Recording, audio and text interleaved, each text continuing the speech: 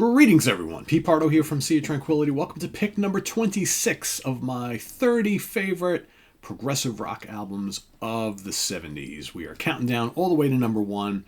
Each day, another one of my favorite 30 prog rock albums of the 70s. A very tough assignment once again, because there's lots of great prog rock albums that came out in the 70s, and also lots from a small number of bands. There's lots of bands, but there's a handful, maybe a little bit more of a handful, that had many really good to great albums in the 70s. So again, I'm limiting myself to a maximum of 3 from any one band.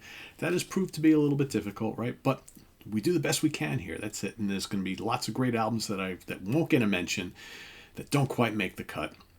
But that's okay. It's funny because before I get to my pick today, there's a couple of bands that are on the cusp of, is it prog rock or is it like hard rock proto metal type of thing, right? They have some kind of progressive tendencies. But so because I'm going to be doing a favorite hard rock and metal albums of the 70s show as well, another series coming up very, very soon, those bands that maybe are on the periphery that could be considered for this month, but they're really heavy bands, I'm going to save them for that show. In fact, there's one that was coming up in a couple days, and I decided to make a switch because I'm that band will be perfect for that series. There was another one as well. There's also a band that kind of fits into both camps, right? And they had albums throughout the 70s that you could say are one or the other. So you might see them both times. So interesting how this kind of all plays out. Today's another weird example, right? So this is an artist and his band that kind of transcends any type of genre classification, but you could arguably say there's maybe no one more progressive than this particular guy and his band, right? Arguably said, there's prog in here, there's fusion and jazz in here, there's avant-garde in here, there's some hard rock in here, a little bit of everything. But I think that once I name this particular album, most people are like, yeah, of course. So this particular album came out June 25th, 1975, recorded at the Record Plant Studios in Los Angeles, California, as well as Caribou Ranch in Nederland, Colorado, and Paramount Studios in Los Angeles. It was released on Discreet Records and produced by Frank Zappa himself. I'm talking about Frank Zappa and the Mothers of Invention. One size fits all. That's right. Look at that comfortable looking sofa on the cover. Yeah, it's my favorite Frank Zappa and the Mothers album. It's my favorite Frank Zappa album. It's been my favorite Frank Zappa album for a long time. This is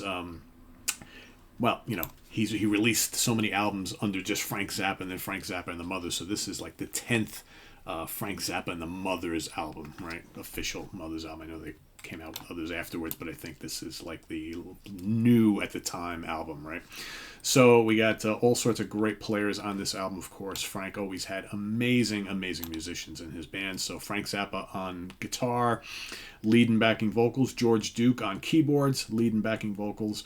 Napoleon Murphy Brock, lead and backing vocals. Saxophone, flute. Ruth Underwood, the great Ruth Underwood, on marimba, vibraphone, and percussion. Chester Thompson on drums and vocalizations. Tom Fowler, bass guitar. James Legs Yeoman also played some bass on this particular album. 2 songs. It's mostly Tom Fowler on this album. Johnny Guitar Watson, a little bit of vocals on a couple tracks, and Captain Beefheart does a little bit of harmonica on one song. So so what do we got on here? Some classic Frank Zappa stuff on here. And again, this is one of the great bands of all time, this lineup here. Just absolutely tremendous. They could flat out play. Again, they could do prog, they could do jazz fusion. Fusion was very popular at the time. They could do funk, all that kind of stuff. They could do blues, certainly avant-garde stuff. There's all sorts of flavors on this album. The playing is complex, yet the songs are kind of accessible, right? Cool, quirky melodies, incredible soloing and things. This album is all over the place, yet it all is very compact and makes sense. So we got Inca Roads, of course, which is just amazing stuff. Who thinks of stuff like this, right? Who creates music like this? Frank Zappa does. And that guitar solo is one of the most legendary of all time. Can't Afford No Shoes. Again, that's kind of funky, kind of bluesy, but complex. fun. Sofa number 1, you got Sofa number 1 and Sofa number 2, right? Both on side 1 and side 2. Excellent tracks. Pajama People. Again, kind of humorous, but musically so challenging, right? And most of these songs are not overly lengthy. Well, Pajama People 7 minutes and change, Inca Road's 8 minutes and change, but the other two are 2 something. Then on side 2 you got the wonderful Florentine Pogan. Again, rocks, great guitar work in it. Just the ensemble work is just terrific. Evelyn, a modified dog, comes up next, short little ditty. Then you got, of course, the great kind of funky San Bernardino. Great vocal on that, just excellent. And then Andy finishes off the album in a spectacular fashion. And depending on the CD that I have, that was the LP arrangement of the tracks. The CD is a little bit different. Sofa number 2 actually finishes off the album. Frank did that a lot with later CD reissues. He kind of messed around with the track formation and the track configuration. So remember, if you were someone who bought these albums when they came out and then started buying the CDs later on, you're like, wait a second, that song didn't go there, right? But yeah, just a wonderful, wonderful album of all sorts of different flavors and textures. As far as charting positions, U.S. Billboard 200 made it to number 26. That's pretty high for Frank Zappa.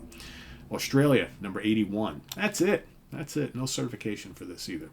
But yeah, just a wonderful, wonderful album full of all sorts of cool things. And there's Mr. Frank. Right. Anyway, let us know what you think of One Size Fits All down in the comments below. I've seen many of you pick Frank Zappa albums already this month, and there's lots of good ones during the decade, right? So let us know what you think of this one, as well as your pick for number 26, as we march our way to number 1. And visit us on the web at www.citytranquility.org. We're on Facebook, we're on YouTube, all together, all the damn time. Please subscribe if you haven't already, and click on that notification bell so you get alert of all of our content before it posts. And please also do hit the like button before you leave. Also, down below in the video description is the links to our Ko-Fi page for channel donations, as well as our merch page. It's funny, I say that every single day. I've been saying that on every video, every day for years, and I still get people posting comments and emailing me saying, Pete, do you guys have shirts and things, and where can I get these things? I'm like, guys, we've got a ton of stuff, ton of merch.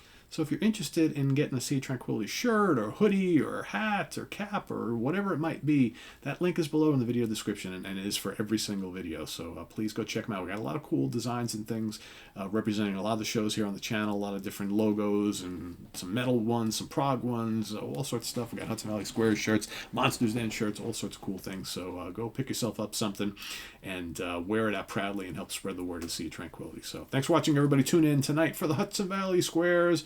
We've also got the Monsters Den coming up this week, Friday morning at the Funhouse with Martin Popoff, and ranking the albums coming up on Sunday. I will be ranking the catalog of the great Swedish band Sienna Root. So if you like retro 60s and 70s sounds, that's the show you want to watch. Very, very cool band. They got a bunch of really great albums, and I'm going to be talking about them on Sunday. So till then, I am Pete Pardo. See you real soon. Bye-bye.